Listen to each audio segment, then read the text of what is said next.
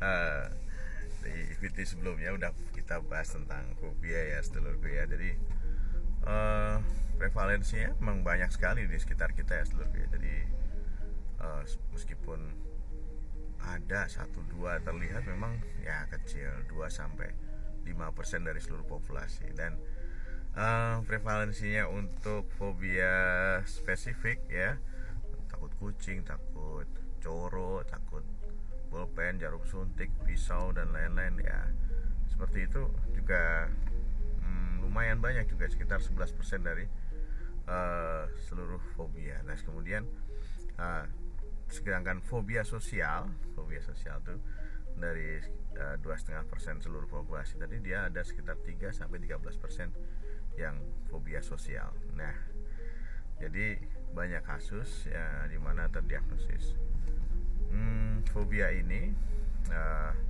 malah tidak tercover, atau mungkin fenomenanya masih fenomena gunung es dan menganggapnya orang itu nggak penting, nggak biasa, dan nggak perlu diobatin. Nah gitu ya seluruh ya.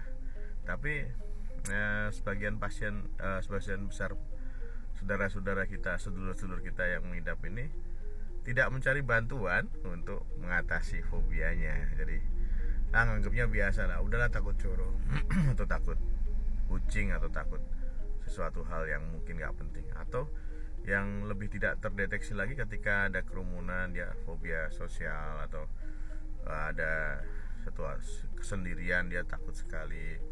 Terus kemudian terhadap situasi tertentu dia juga takut banget gitu ya seluruhku ya. Nah ini biasanya lebih tidak berobat karena nganggapnya dia sudah terstigma dengan ya kalau teman-temannya ngatain, mohon maaf, penakut, kamu penakut, dasar itu aja takut ya, seperti itu. Nah hal ini biasanya jadi dianggap biasa dan tidak diobatin. Makanya orang menganggapnya ini bukan suatu gangguan yang penting gitu loh. Jadi ya didiemin aja gitu loh. Jadi nggak ada yang ngajaknya berobat atau mau bantu untuk berobat, setidaknya begitu.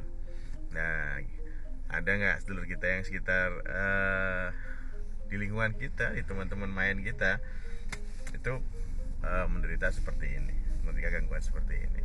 Nah kira-kira apa yang bisa kita lakukan untuk itu? Tetap aja fobia itu butuh penanganan yang spesifik ya. Jadi tidak bisa kita cuman sekali datang ke dokter, psikiater, ke terapis langsung problem solve gitu, enggak. Tapi kita memang butuh waktu buat misalnya sesuatu yang terrepresi atau terpendam itu kita bongkar kembali, kita runtutkan traumanya, kita heal traumanya, atau kita processing, seperti halnya kita menghilangkan suatu script istilahnya dalam pikiran dia, atau yang sering terlintas dalam pikiran ketika ada trigger. Nah ayo, ada nggak sedulur kita yang seperti itu? Dari serangkaian survei yang ada, jumlahnya lumayan ya dari seluruh populasi, tapi ada lagi yang menganggapnya hal itu suatu hal yang biasa dan tidak penting.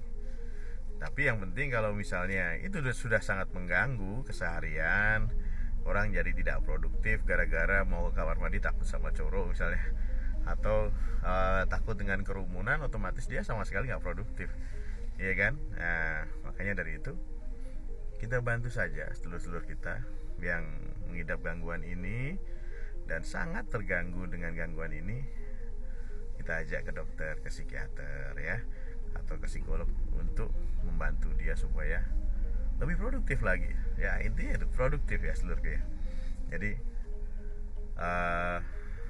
inti dari pengobatan dalam bidang psikiatri atau bidang psikologi adalah meningkatnya kualitas hidup, yaitu kalau dihitung secara statistik, bukan statistik ya, kita lihat scoringnya, yaitu WHO QOL-nya meningkat. Jadi QOL-nya meningkat, quality of life-nya meningkat.